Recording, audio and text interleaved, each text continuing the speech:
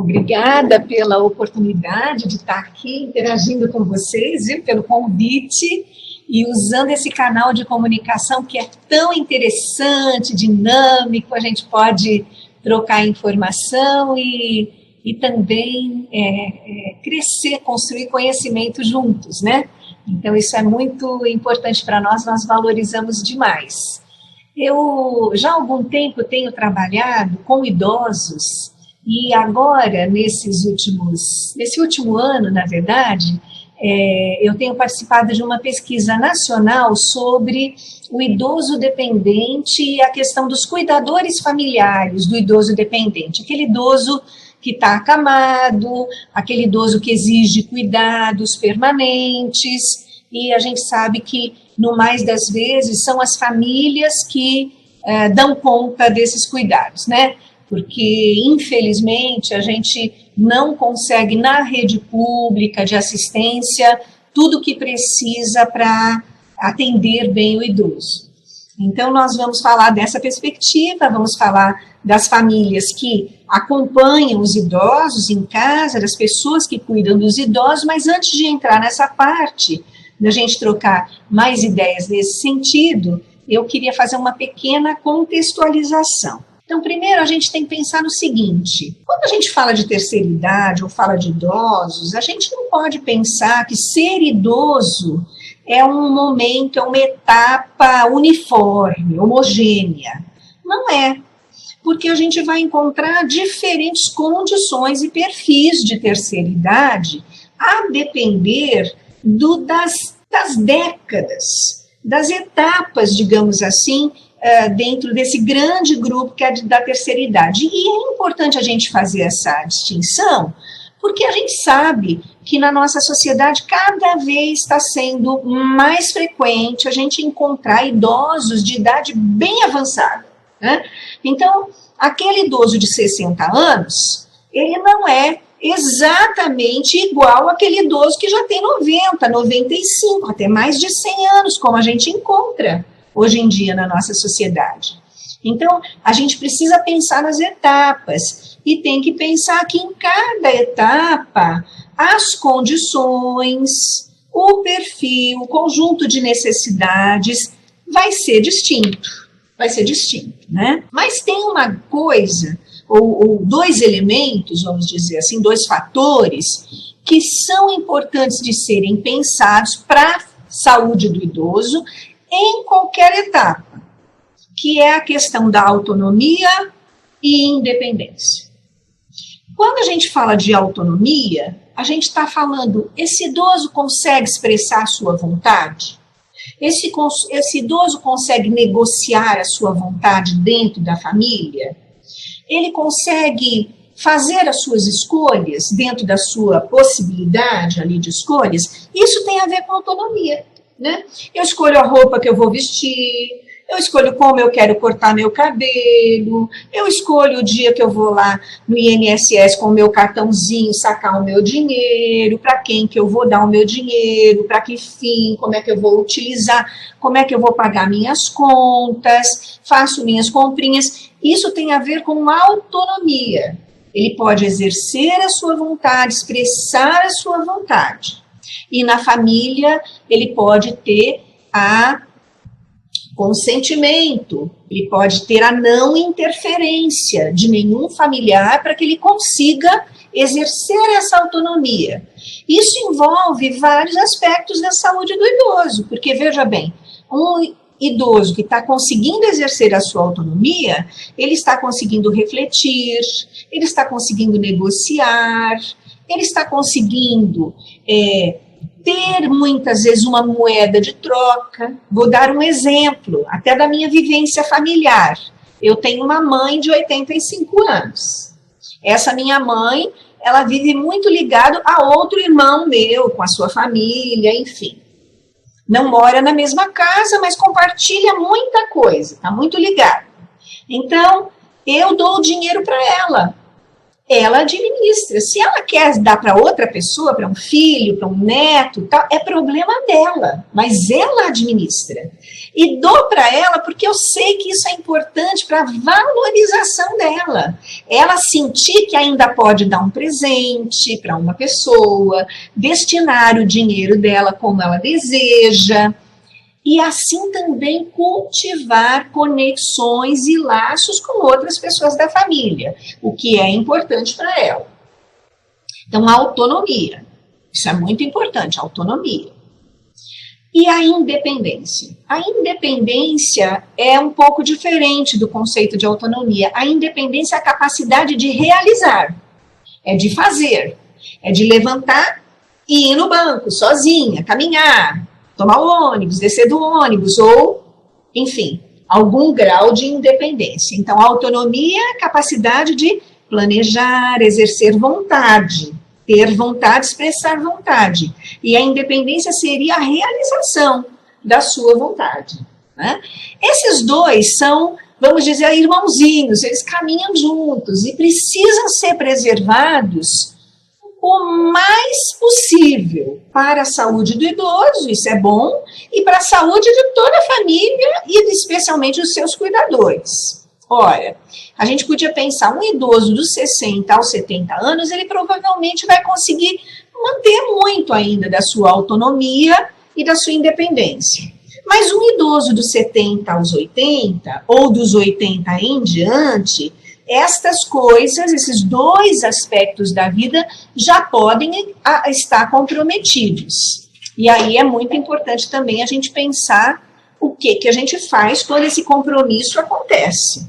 Alguns desafios aparecem e dificuldades para o cuidado do idoso. Ora, alguns dizem, é interessante, a gente vive numa sociedade que tem tanto preconceito contra o idoso que primeiro, as pessoas não querem se identificar nem para exigir as políticas públicas que existem de proteção ao idoso. Vou dar um exemplo.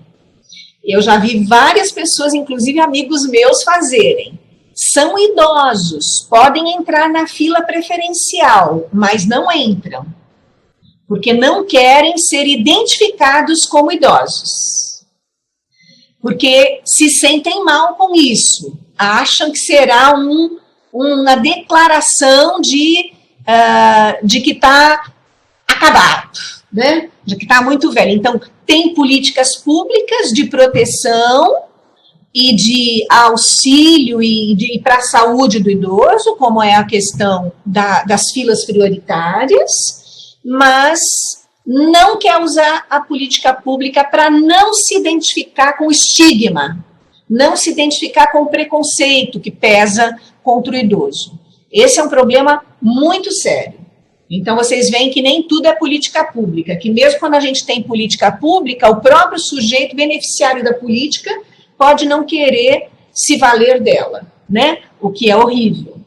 Mas é uma fase, eu diria assim, como qualquer outra, e eu sou idosa, posso falar isso de carteirinha, como qualquer outra, que traz os seus desafios de mudança. Viver é mudar. Olha, quando a gente nasce como bebê, a gente tem pouca ou nenhuma autonomia e independência. Zero. Os pais é que têm que cuidar da gente, prover tudo e pensar pela gente, tomar decisões em tudo. À medida que a gente cresce, vai desfrutando mais de autonomia e independência. Vai desenvolvendo habilidades. Chega num momento onde essas habilidades, essas capacidades cognitivas, motoras, estabilizam. E tem um momento onde elas também não deixam de se transformar, porque as mudanças, elas são contínuas ao longo de todo o período da vida, e a gente tem que entender que elas fazem parte do nosso desenvolvimento, né? A gente brinca, muito popularmente se diz, que só tem um jeito de não envelhecer. Se você está vivo, só tem um jeito de não envelhecer, que é morrer. E essa via ninguém quer. Então, já que a gente quer viver, o envelhecimento vai fazer parte da nossa vida e nós temos que entender o envelhecimento como uma etapa, como outra qualquer da vida, em que nós teremos que fazer mudanças. Mudar é muito difícil. A gente vê como o adolescente sofre, como o jovem sofre, né? Mudar é difícil, mas mudar é necessário e normalmente quem muda, quem sabe mudar bem, se sai bem diante dos desafios que a própria vida traz. Há mudanças físicas que são inegáveis, né? A perda daquela vitalidade, daquela coordenação motora, daquela energia, o enrijecimento, né, da articular, sobretudo, a perda muscular. Tem uma série de coisas que estão determinadas pela genética, pela hereditariedade, por questões biológicas da nossa espécie, né? E a gente tem que entender que isso faz parte da nossa vida. Nós não vamos manter nem a nossa sexualidade para sempre, nem a nossa beleza, nem a nossa vitalidade. Isso é uma bobagem, né? Outra coisa que a gente vê também, que no mundo da cultura, especialmente da propaganda, prejudica muito os idosos, né?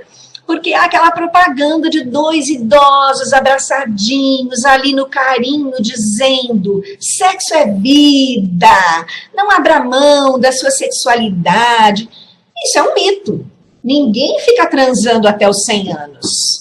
Isso não existe. Pode tomar vitaminas, pode fazer exercícios, pode fazer todas aquelas ajudas para manter a vitalidade e a saúde, que isso não vai acontecer. Ou se acontecer, isso está fora da curva. Isso não é para a maioria de nós mortais. Então nós temos que pensar com os pés no chão e cuidar da nossa saúde, naturalmente, para manter o máximo das atividades físicas que ajudam a gente a manter qualidade de vida e bem-estar. Mas a gente pode entender também com tranquilidade que as mudanças físicas virão. Elas virão, né? Nenhum creme anti-rugas dá conta. Se fosse assim, os ricos e poderosos estavam com cara de 15 anos e não estão. Pode olhar entre os políticos, os artistas hollywoodianos, todos eles estão com cara enrugada, porque não tem nenhuma tecnologia que mantenha essa juventude eterna, né? Então, até essa ideia de juventude eterna, ela milita contra nós, porque ela nos deixa numa encruzilhada, né? Ora, se eu estou envelhecendo, não estou tão bem, não estou muito, né? Não estou mantendo a minha juventude, é porque eu estou fazendo alguma coisa errada, né? Então culpabiliza o sujeito, o indivíduo, quando na verdade a gente deveria ter serenidade para entender. Faz parte da vida, faz parte desse momento que eu estou vivendo, tá ótimo assim, está do jeito que tem que ser, porque é isso que acontece com pessoas com 80 anos, é isso que acontece com pessoas com 90 anos, isso é muito importante, né? As mudanças físicas virão, as mudanças físicas naturalmente, elas podem ser, especialmente no que diz respeito à dor, à falta de flexibilidade ou de força muscular, tudo isso pode ser minorado com exercícios, uma dieta balanceada, o controle do peso, todas aquelas medidas de saúde que eu diria assim, valem para qualquer época da vida, para a terceira idade especialmente, e que devem ser cultivadas, são importantes para nós, mas nada disso vai garantir que a gente impeça o envelhecimento. O envelhecimento seguirá o seu curso. As mudanças cognitivas, elas também acontecem, também é muito importante da gente pensar quais são, daqui a pouquinho a gente vai falar um pouquinho mais aprofundado sobre essas mudanças cognitivas, mas é verdade que acontecem. As mudanças sociais, essas são mudanças importantes, que também têm impactos na vida afetiva, profunda do sujeito, né? E elas envolvem muitas, às vezes, esse nosso quarto item que a gente assinalou aí, que é a questão do isolamento da vida da família. E a gente vai pensar um pouquinho mais junto sobre como isso acontece e como a gente deve prestar atenção. Né? Então, esses são desafios, tá? Então, estamos pensando nas diversas dimensões ligadas ao envelhecimento e como isso gera desafios para o cuidar. Nas mudanças físicas, a gente já mencionou aqui, por exemplo, a questão da perda da independência, especialmente idosos em idades mais avançadas, a gente vê a questão das atividades de vida diária, né? Que muitos dos idosos, até por conta das sequelas das doenças crônicas, hipertensão, diabetes, sobretudo, acabam tendo sequelas importantes nas atividades da vida diária, perda da independência para comer sozinho, andar sozinho, fazer a sua higiene, mover-se, deitando, levantando-se, ir ao banheiro com independência. Então, esse aspecto das mudanças físicas pode ser não impedido, vamos dizer assim, mas minorado também quando a gente faz o controle das doenças crônicas. Então, aí precisamos ter um olho muito esperto para acompanhar, especialmente os casos de diabetes, que trazem consequências danosas para a visão, para o funcionamento renal, para toda a parte cardiovascular, né? Então, muitas das vezes, as sequelas da diabetes maltratada, desacompanhada, vão resultar em perda de independência para o idoso, né? Se a gente pensar no pé diabético, nas amputações que gera, nas diálises por falência renal, né? E outras sequelas incapacitantes, né? Da parte cardiovascular. Se a gente pensar na hipertensão, os AVCs, que estão muito ligados, né? Como sequelas importantes da pressão arterial alta, não controlada, não acompanhada. Então, essas são duas frentes de prevenção e cuidado que são importantes para a gente não ter esse idoso acamado, para a gente evitar o máximo possível que o idoso fique acamado, porque isso significa uma profunda dependência e um ônus enorme para a família, né? Então, a gente sabe que isso acaba gerando situações muito críticas, né? Envolvendo a motricidade, outra questão da terceira idade avançada, sobretudo, tem a ver com a motricidade e as quedas. Então, a importância também da gente ter certos cuidados em casa, né, a retirada de tapetes, escorregadios, a gente colocar corrimãos nos banheiros, nos corredores, onde esse idoso mais se locomove, porque ali estão os perigos. A gente sabe que uma das principais causas, eventos que geram dependência no idoso, é a questão das quedas, né? Fratura da bacia, fratura do fêmur, e aí a gente vai ter um processo longo, doloroso, difícil de reabilitação, e que muitas vezes não é possível e gera até a depressão do idoso, a queda dos aspectos imunológicos e raramente a morte. Então, a gente tem que ter cuidado com isso, né? Um outro aspecto das mudanças físicas aparece também, muito frequentemente, a questão da incontinência, especialmente a incontinência urinária, né? A incontinência urinária, a gente sabe que a depender da sua modalidade e nos seus estágios mais precoces, a gente pode entrar com um atendimento clínico, existe uma linha de medicações que podem ajudar, e existem também intervenções do fisioterapeuta, que tem exercícios específicos para ajudar homens e mulheres que enfrentam os quadros iniciais de incontinência. E casos mais avançados, é possível que requer a entrada das fraldas geriátricas. O que para o idoso, utilizar uma fralda geriátrica pode ser uma situação de difícil adaptação, né? Por quê? Ora, porque o uso da fralda está muito ligado a uma ideia de infantil, de bebê, né?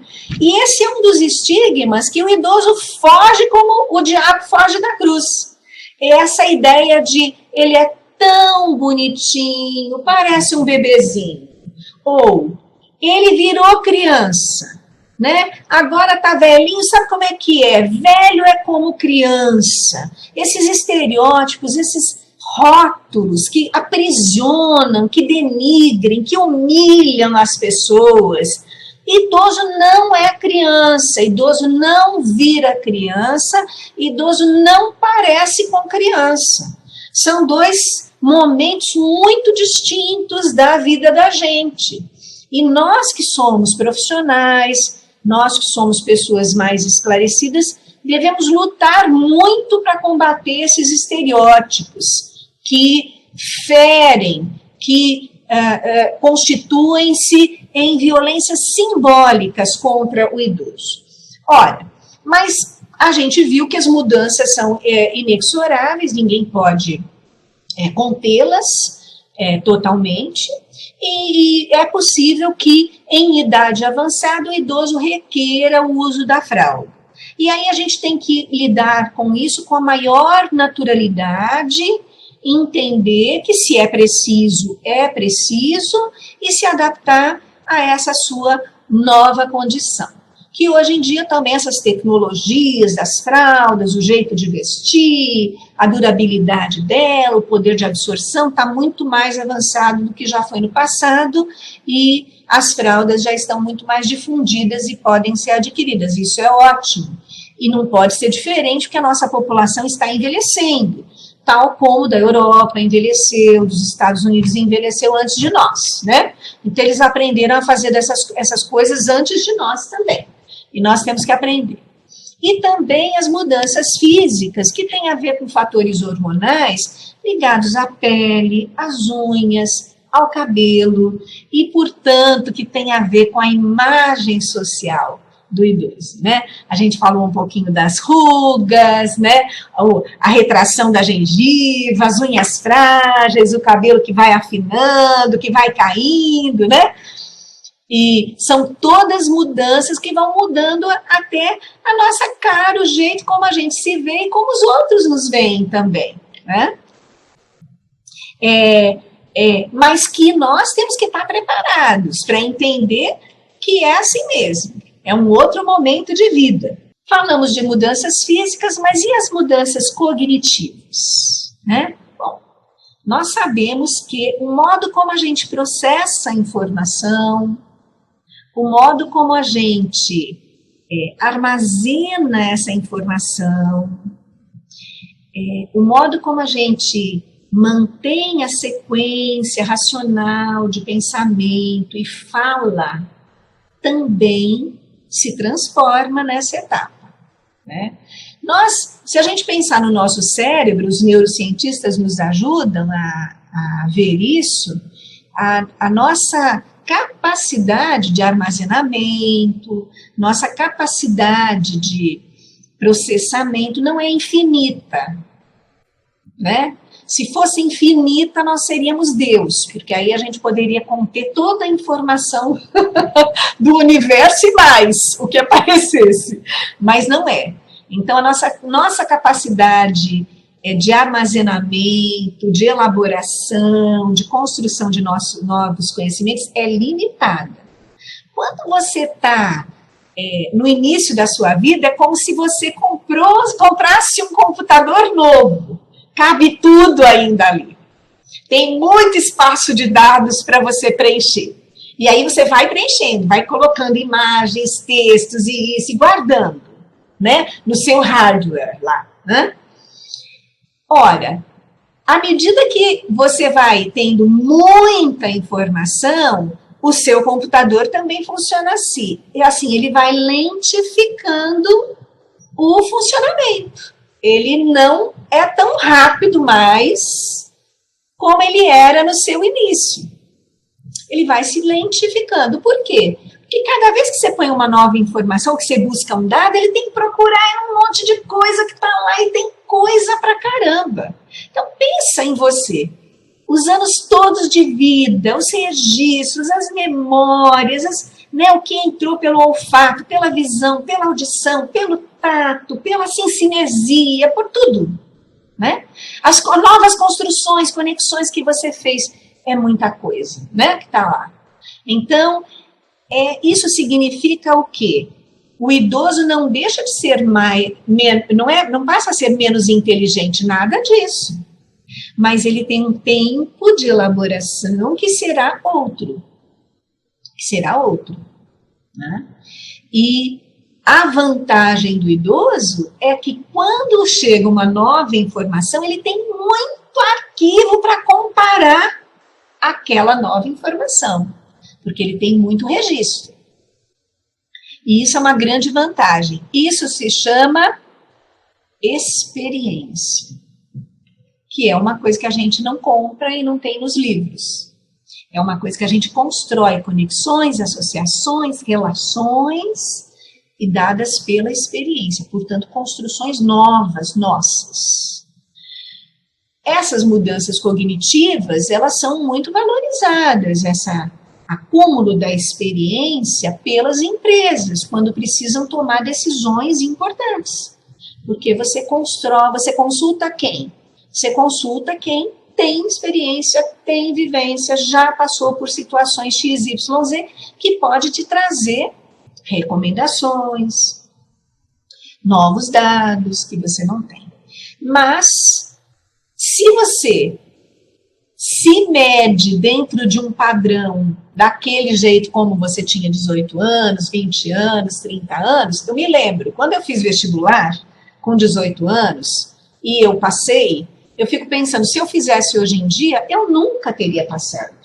De jeito nenhum. Porque agora, se eu leio um texto, eu tenho que ler 3 vezes o mesmo texto, fazer resumo, pensar muito bem naquilo, para poder, de fato, ter uma fixação daquele conteúdo. E quando eu tinha 18 anos, parece que eu via uma vez e estava lá. Então, veja bem, a questão da memória. A memória passa a funcionar de uma maneira diferente. A gente não perde a memória, ao contrário, a memória que está lá fixada continua, a memória de longo prazo. As novas experiências é mais difícil a gente fixar, porque, como eu disse, tem muita informação ali para concorrer. A fala, especialmente aquela fala para idosos de idade mais avançada, pode se lentificar, porque a fala não é apenas um ato da cognição, a fala é também uma ação da motricidade. E a gente sabe que a gente vai perdendo flexibilidade, vai perdendo uma série de elementos aí que ajudam a gente a articular a fala, etc. Então, a fala pode se tornar mais lentificada, menos bem articulada, né? E a organização do pensamento também pode seguir uma ordenação diferente, né? E a questão da memória, como eu falei, não se trata de perder a memória, exceto em casos de demência, que aí a gente está falando de uma outra coisa. Até então, a gente está falando da terceira idade, do amadurecimento normal, né? E das mudanças cognitivas.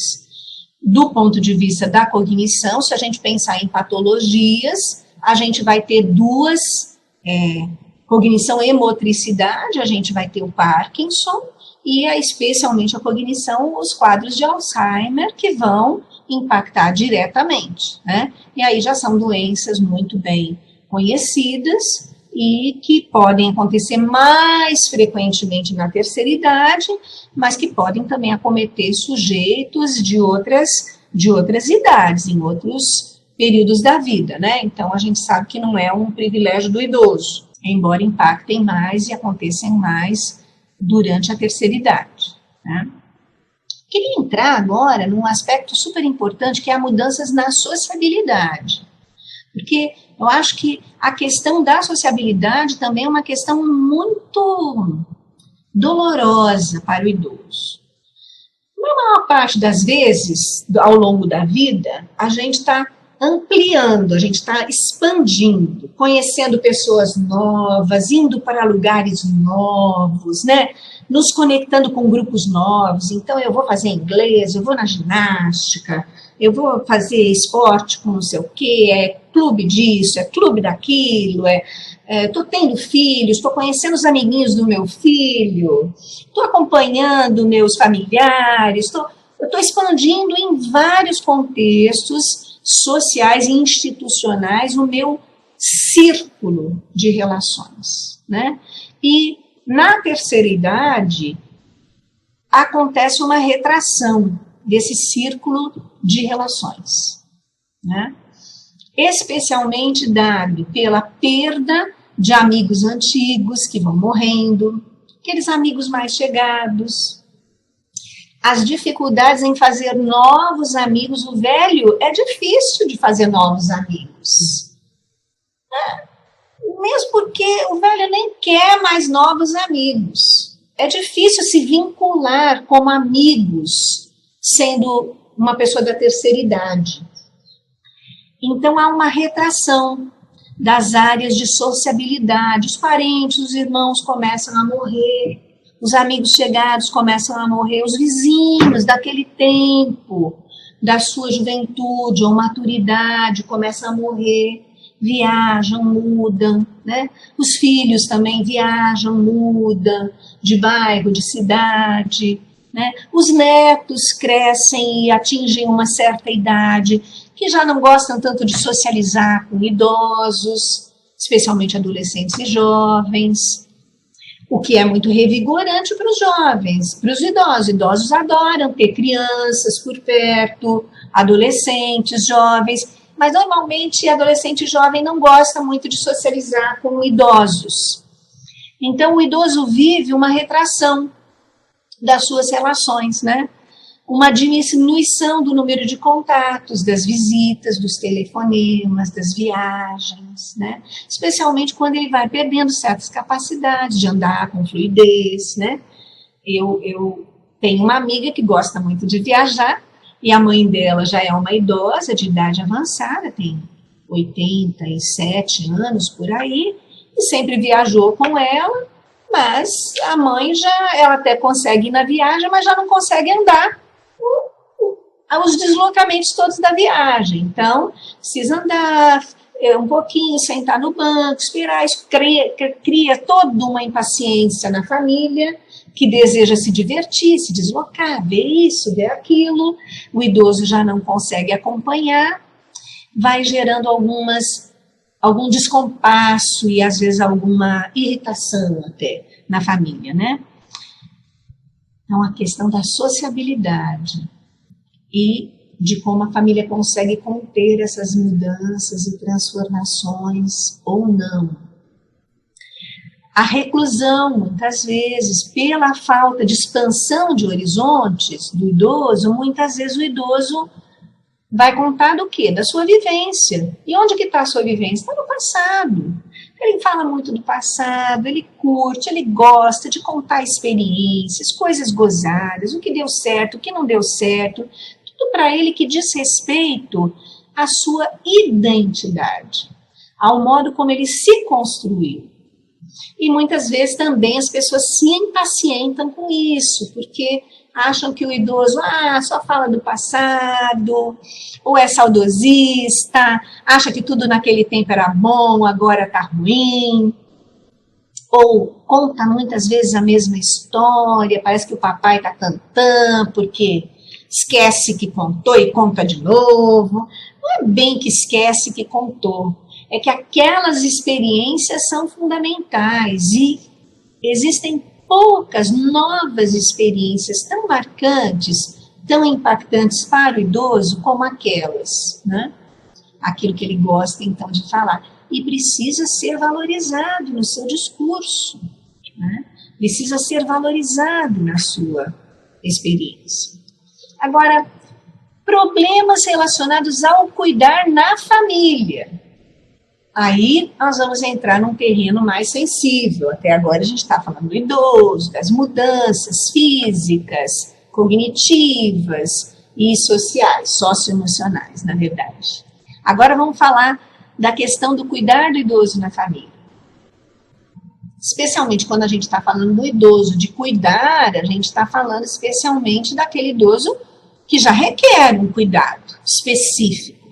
Porque aquele idoso que continua, vamos pensar, aquela mamãe idosa, vovozinha, ela ainda cozinha, lava roupa, recebe as pessoas no domingo na família, ela cuida do cachorro, ela sai para passear, né? Ela senta na calçada para falar com as vizinhas. Essa pessoa, ela está em plena atividade, está funcional na família, ela não requer necessariamente cuidados. Ela está exercendo plenamente o seu papel. E isso é muito bom, isso tem que ser preservado o máximo possível, o máximo que a gente puder, né? Porque vem um sentido muito de satisfação, de realização, de bem-estar, de significar algo importante para o outro, de estar servindo, de estar conectado, de estar cuidando de outros, ao invés de ser cuidado.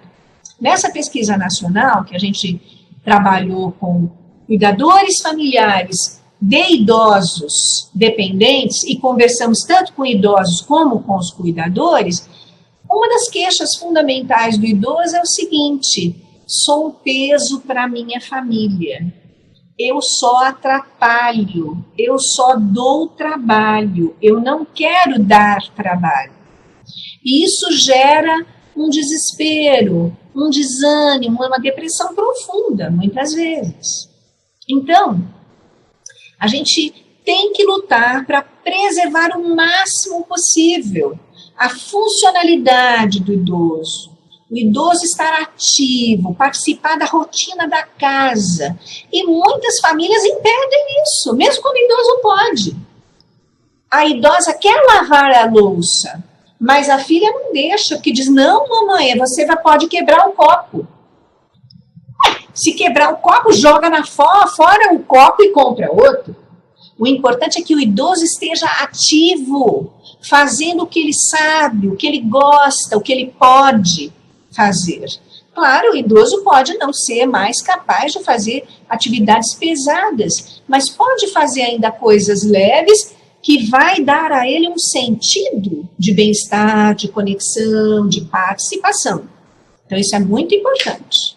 Isso é fundamental para a saúde mental do idoso, da família, dos cuidadores. Mas a gente vê que a terceira idade, a vida do idoso, na vida do idoso, na etapa da terceira idade, do envelhecimento, muitas vezes eclodem questões que estavam guardadas lá atrás, latentes, amarguras, conflitos, raivas, sentimento de abandono, de rejeição, violência que houve na família, maus tratos dos filhos. Porque esse idoso tem um passado e tem um histórico de relacionamento com a família. Então não é incomum também na terceira idade o idoso sofrer um processo de retaliação, de retribuição, dos filhos estarem muito ressentidos com o idoso e, portanto, não querem cuidar ou cuidam mal, são irônicos, são sarcásticos, humilham, abandono, deixam o idoso em situação precária para que ele tenha que pedir isso ou aquilo. Então, isso também acontece e é algo que a gente tem que trabalhar para promover saúde. Quando esses processos estão em curso dentro da família, todos estão sofrendo. Tanto quem faz a violência, quanto quem recebe essa violência, que é uma forma de violência contra o idoso também, né? Porque essa ideia de pagar mal com mal, né? A gente sabe até da teologia cristã que não é bom negócio. Não é bom negócio, todo mundo adoece, né? Então, é melhor processar isso e entender que tem agora um parente dependente que precisa de você. Ali tem um humano, né, que tem um valor intrínseco, simplesmente por ser uma pessoa humana, que merece e exige cuidados nesse momento da vida, né? De resto, o cosmos é que vai resolver, né? Não cabe a gente fazer a justiça aqui nessa terra, que a gente não consegue mesmo. Então, essa coisa da dinâmica da família precisa ser muito bem vista, né? Também, a falta de conhecimento do cuidador familiar sobre o manejo do idoso dependente, né? Esse idoso está acamado, ele exige uma presença constante para levantar, virar, fazer o asseio no leito, dar alimento. E isso tem uma série de técnicas que os enfermeiros sabem muito bem, que os fisioterapeutas sabem muito bem. É muito importante que a família se instrua, busque essa informação. O cuidador familiar tem que entrar nesse mundo para se capacitar e entender como acompanhar da melhor maneira para que a saúde do próprio cuidador não seja atingida. Porque se você não tem o manejo adequado, suas costas vão sofrer, suas pernas vão sofrer, daqui a pouco você está com problema no ombro, com não sei o que, com isso e aquilo, porque não tem o manejo para cuidar, para levantar peso, para fazer as alavancas, para, enfim, né, ter esse manejo mesmo motor do idoso, né? Um item também que se destaca, quando a gente fala do idoso, especialmente aqueles que estão sendo cuidados em casa por um familiar, é a queixa do cuidador. Ele é teimoso que só. Esse idoso é teimoso, ele não quer isso, ele não quer. Ele é muito chato, ele repete, ele resiste, tarará, né? Bem, quando é que isso se torna um grande problema? Quando tem disputa de poder. Quando cada um está querendo marcar seu ponto e ter razão, né? Mostrar quem é que está certo. Sair vencedor da disputa de quem tem razão. E isso é sempre um mau negócio quando a gente negocia qualquer coisa em família, envolva idosos ou não, né? Então a gente deve sair dessa disputa de poder, né? E também superar esse estigma, o idoso teimoso, idoso, sempre pelo argumento, pela conversa, pela compreensão, pelas tentativas de ajuste. Então, pai, vamos tentar fazer assim, vamos tentar fazer assado, vamos ver como funciona melhor. Isso é fundamental.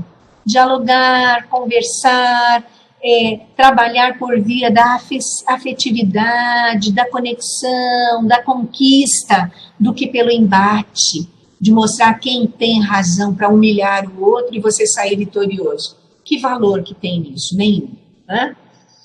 As instabilidades de humor que podem acontecer no idoso, e aí a gente entende instabilidades de humor, especialmente a tristeza, que pode chegar à depressão. Acho que vocês já estão pensando nesse tema há algum tempo, e é um tema importante quando se trata de idosos, né?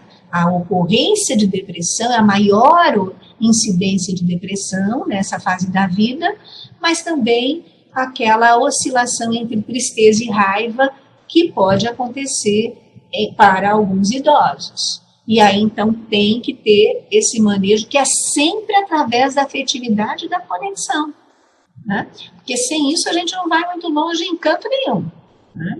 Lidar com esses dois polos da balança, né?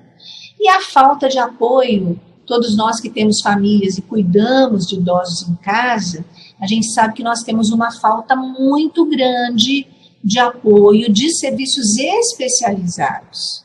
Nossa rede de saúde não está preparada para atender o idoso, para capacitar as famílias, para acompanhar as famílias, né, no seu cuidado em casa.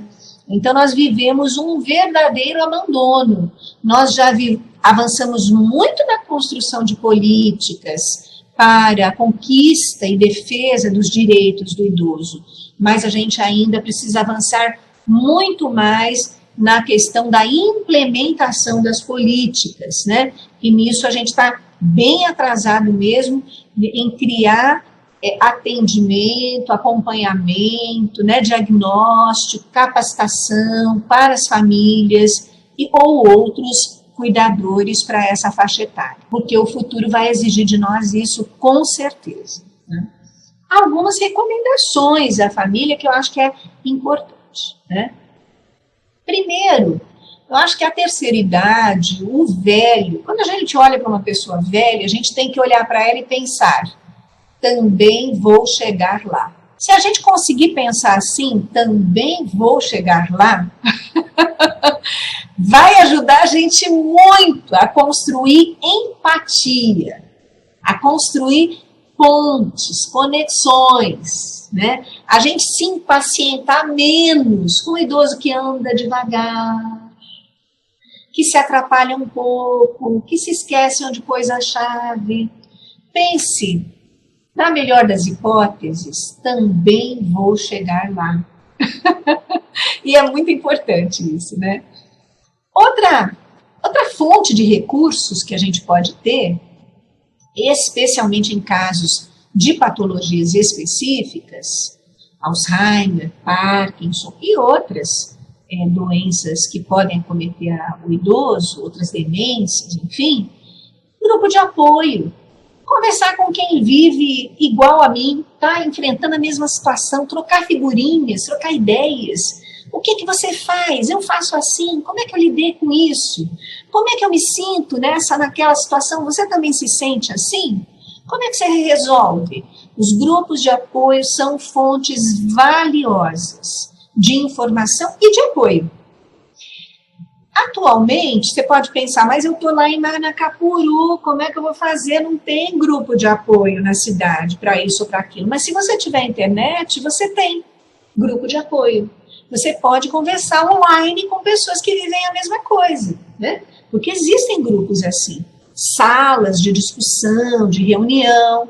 Então, procure saber. E entre na internet, converse, troque ideias.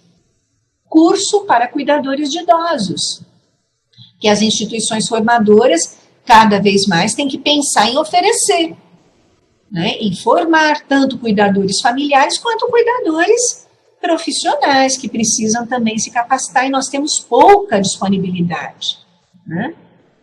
Muito diálogo com médicos e outros profissionais de saúde, porque tem coisinhas, como a gente falou do manejo do idoso acamado, que a gente pode aprender e fazer nas nossas próprias casas, a partir de um pequeno treinamento. Então, tem cartilhas, tem referências do Ministério da Saúde, tem uma série de materiais educativos que as grandes instituições de ensino, a UEA, o FAM e outras, com certeza já devem ter desenhado, tem produzido.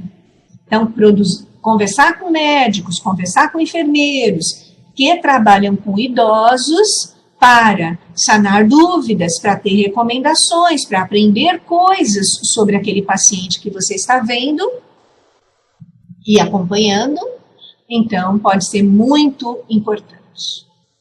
Quando se trata de família, tem um quadro desses cuidadores que a gente esteve vendo nessa pesquisa nacional também. Normalmente, os cuidadores são mulheres, normalmente são mulheres com menos instrução, aquelas mulheres que tiveram pouco acesso ao mercado de trabalho, por não conseguirem uma especialização, uma capacitação profissional e não conseguirem se inserir no mercado de trabalho. E não poucas vezes, muitas vezes, a gente encontra idosos cuidando de idosos. Então, por exemplo, é a filha de 60 anos que cuida da mãe de 80. Então, é muito importante, nessas condições, que o cuidador familiar cuide, em primeiro lugar, da sua própria saúde, porque não consegue cuidar sem quebrar, sem se desintegrar de um idoso dependente, a pessoa que não estiver fazendo o autocuidado. E quando se diz autocuidado, a gente não está só falando em monitorar as doenças crônicas, ter um tempo de exercício, ter um tempo de relaxamento, ter um break, ter uns dias que você alterna com outra pessoa, porque até do ponto de vista da saúde mental é muito difícil você cuidar 24 horas de um idoso demandante. Então, a saúde da pessoa fica muito comprometida, é preciso que o cuidador familiar cuide de si, né? E aí o rodízio entre os familiares é importante. Rodízio de tarefas, de providências e de dinheiro também, né? E de dinheiro também. É importantíssimo, isso deve ser negociado dentro da família, né? As famílias mais saudáveis são aquelas famílias que têm uma forte conexão uns com os outros, que os conflitos não paralisam as pessoas, que elas conseguem resolver os conflitos, elas vão conseguindo, numa rede de cooperação, dividir um pouquinho os encargos para que o idoso seja atendido da melhor maneira. Várias famílias conseguem fazer isso. Algumas não, especialmente aquelas que já estão socialmente muito vulneráveis, né? Onde você tem esse idoso, muitas vezes dependente, mas você também tem uma criança portadora de deficiência, ou uma condição de pobreza, de extrema pobreza, de miséria mesmo. Então, são casos em que aí o poder público deve comparecer. Mas conversando com esses velhos, dependentes, acamados, uma coisa mais chamou a atenção da gente, né? Que é o seguinte, afinal de contas, o que o idoso quer? Esse idoso acamado, que exige cuidados permanentes, que não pode estar sozinho. Afinal de contas, o que ele quer? O que ele precisa? O que ele acha sobre a sua própria condição? Que queixas ele traz? O idoso, na maior parte das vezes, nos mencionou: eu quero atenção, carinho, compreensão, saber que tudo está bem. Visita, conversa, troca de ideias, participar da vida familiar. Sentir-se conectado. Manter o máximo possível a autonomia e a independência. Em termos das roupas, dos objetos que lhe pertencem, da ocupação da sua casa. O idoso, especialmente aqueles que são donos da casa onde ele mora, ele tem um histórico naquela casa. Ele criou a sua família ali. Ele não pode ser desapropriado do seu espaço e morar na edícula. Ou morar num lugar muito secundário onde ninguém para, ninguém passa. Se ele estiver lá ou não, não faz diferença, porque não participa mais da dinâmica familiar. Nós encontramos idosos assim.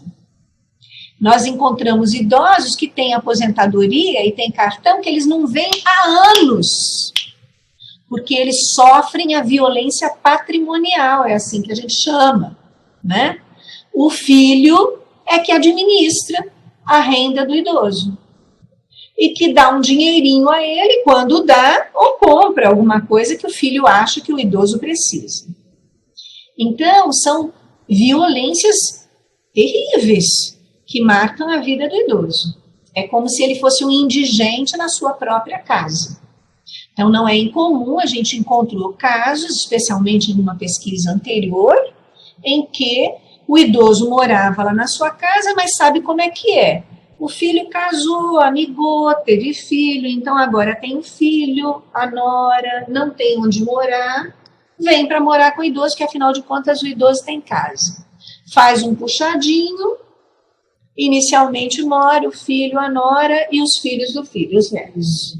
Mas com o tempo eles acham que está meio desajeitado e dizem: mãe, você está aqui nesse quarto grande, você dorme sozinha nessa cama de casal? O pai não está mais nem aí, morreu, né? Vamos trocar, né? E aí vem o filho, a nora, para o quarto de casal da idosa, e a idosa vai para a edícula, vai para o meio da sala, dormir no sofá de dois lugares. Então, manter a sua autonomia, manter o seu lugar social, manter as suas posses, aquilo que é seu, né, em vida, é muito importante. É muito importante. Né? Uma coisa é o idoso que doa, e os idosos normalmente se sentem compelidos a doar, a ajudar os netos, ajudar o filho. Meu filho está desempregado, eu vou passar uma certa quantia para ele, meu neto precisa de medicamento, tome aí esse dinheiro, vai na farmácia comprar. Isso é uma coisa. E isso é bom. O idoso se sente bem ao fazer isso e faz, na maior parte das vezes. Outra coisa é o idoso não ver o seu cartão de aposentadoria nunca mais. Ser retirado do seu quarto, que o quarto é seu, porque ele sempre morou lá, tem as suas coisas, seu guarda-roupa, a sua cama, né, a tralha toda, e ser desapropriado disso. Então, o idoso reclama muito desta violência, que é uma violência patrimonial e simbólica, e da questão da exclusão social, da morte social, é assim que a gente chama nesses estudos que discutem essa questão do idoso e dos estigmas. Há uma morte social, há um retirar, é como se esse sujeito não existisse, não contasse mais. Ninguém pergunta para ele o que ele quer, ninguém pergunta para ele o que ele pensa disso ou daquilo. Então, há uma morte social, há uma verdadeira morte social, e a família e os cuidadores devem estar muito atentos a isso para proteger, para resgatar o idoso, né? Porque isso, a morte social, implicará inexoravelmente numa perda de saúde, naquele definhamento que o idoso vai tendo, aquela desconexão, né, em que o idoso pode acabar no momento em que a gente já viu casos também, está na posição fetal, não fala, recusa alimentação, não quer conversar, recusa medicação, quer dizer, ele está num caminho de extinguir a própria vida. Então, a gente tem que ter bastante cuidado com isso e atenção à saúde, sobretudo à saúde relacional e mental do idoso, né? Então, basicamente era isso que eu tinha para compartilhar com vocês. Estou deixando aqui um pouco dos contatos para quem quiser continuar interagindo através de outros canais com a gente. Esse meu número é de WhatsApp também. Eu estou sempre à disposição para cooperar. Né? Muito obrigada. Gente, boa tarde. Agora é o momento para vocês esclarecerem alguma dúvida, fazer algum questionamento, se vocês quiserem, ou trocar alguma ideia com a doutora Denise. Fiquem à vontade, aproveitem esse momento, tá? Foi bem interessante a palestra, foi ótimo.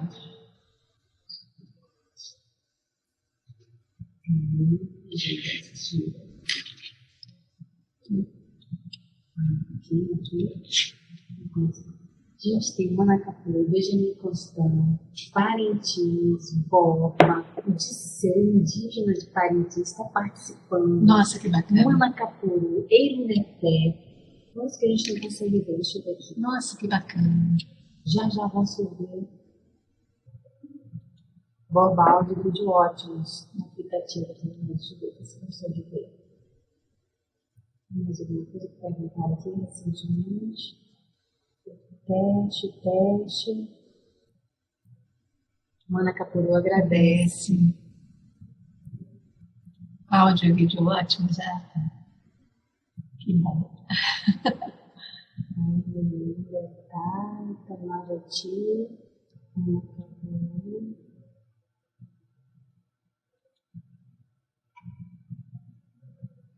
Mana Capuru mandou flores, agradece. Obrigada pela palestra. Nossa, que legal. Obrigada pelo carinho.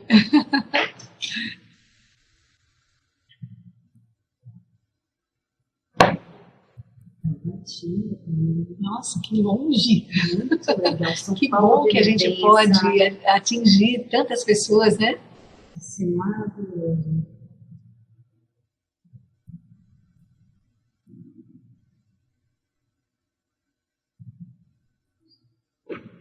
Felizmente, quando eu cheguei no Serra Livre, mas gostaria de saber, vão perguntar. Ok. Melinda, perguntar. Como resgatar essa cidadania do idoso?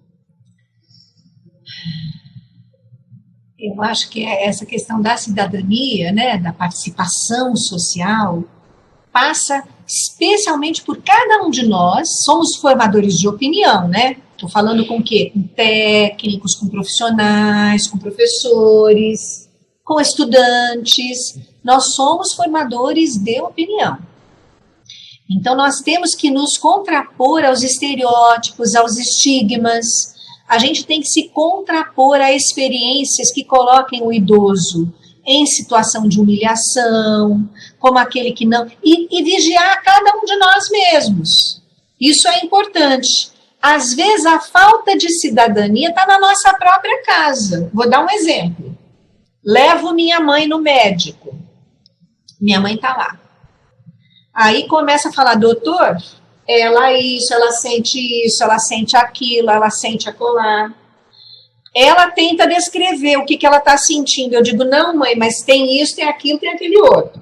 Corrijo a minha mãe, suprimo a fala dela, não deixo ela falar. Eu falo por ela. É uma violência, é uma agressão. Ela está lúcida. Ela tem condição de falar por ela. Eu posso até ouvir todo o relato dela, deixar ela falar tudo depois, conversar com ele, dizer, mãe, você se lembra aquele dia assim, que a senhora se sentiu não sei o quê? Não quer falar? Ela fala. Porque isso é que faz um cidadão normal, é isso que faz um adulto normal. O idoso é um adulto. O idoso não é outra coisa. O idoso não é criança e não é adolescente. Então, o idoso tem que ser tratado como um adulto.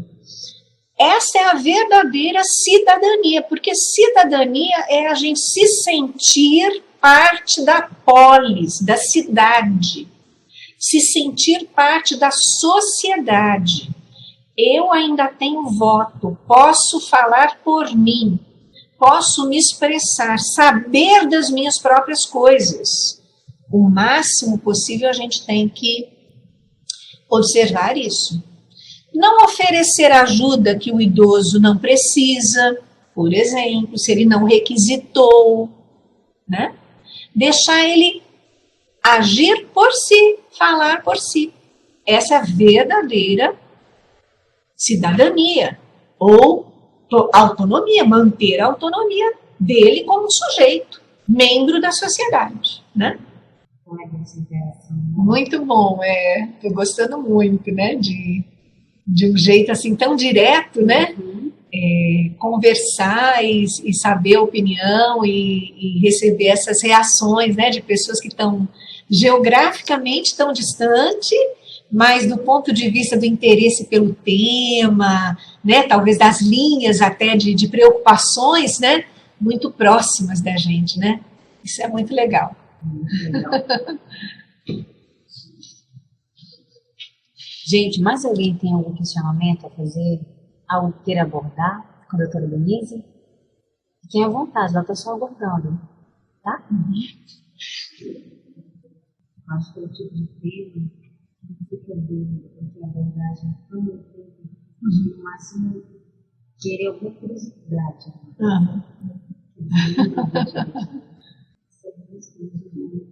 Então, pessoal, olha, gostei muito de estar aqui. Eu agradeço a conexão, o interesse de todos e contem com a gente, né? Agora que tem nosso contato, somos parceiros aí na questão dos estudos, né, do idoso e também da assistência à família, né, que também merece o nosso cuidado, nossa atenção. Obrigada, valeu, viu? Obrigada pela presença e conexão de todos. Gente, então, olha, muito obrigada por terem participado. Vimos aí de Sei Parintins, Manacapuru, Tabatinga, a Ermelinda participando novamente, Benjamin Constant, Borba, Tabatinga, São Paulo de Vivência e Itamaraty, Manacapuru. Poxa, muito legal ter esse contato de vocês. Espero que tenham aproveitado bastante, que o tema foi super interessante. E haverão as próximas também web palestras. Tem algo que vocês queiram tirar alguma dúvida? Antes de a gente encerrar aqui, até com o contexto da coordenação da saúde de idoso também. Aproveita agora, senão a gente já vai encerrar a web. Então, olha, um abraço a todos e muito obrigada pela participação. Até logo, gente. Vocês podem também enviar mensagem para mim pelo nosso grupo no WhatsApp, tá? Qualquer dúvida, eu já respondo. Um abraço a todos.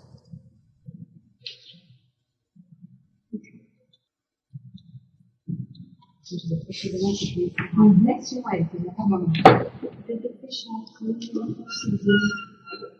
O que é mais aqui? Esqueci meu, né? Esse coisa aqui. Você tem lembrado. E o que mais? Esse aqui é da cultura. Não vou ensinar, né? Aqui, ó. Eu preciso ensinar, né? Direito. E aqui tem a senhora já fechou? Isso. Ou não? Tá. Você pode tirar um pouco mais aqui? Eu acho que isso daqui é o mesmo que eu já assinei toda vez que eu vim aqui, né? Eu Eu transfiro os direitos de uso desse filminho em qualquer, né, ocasião. Tá. Você podia me dar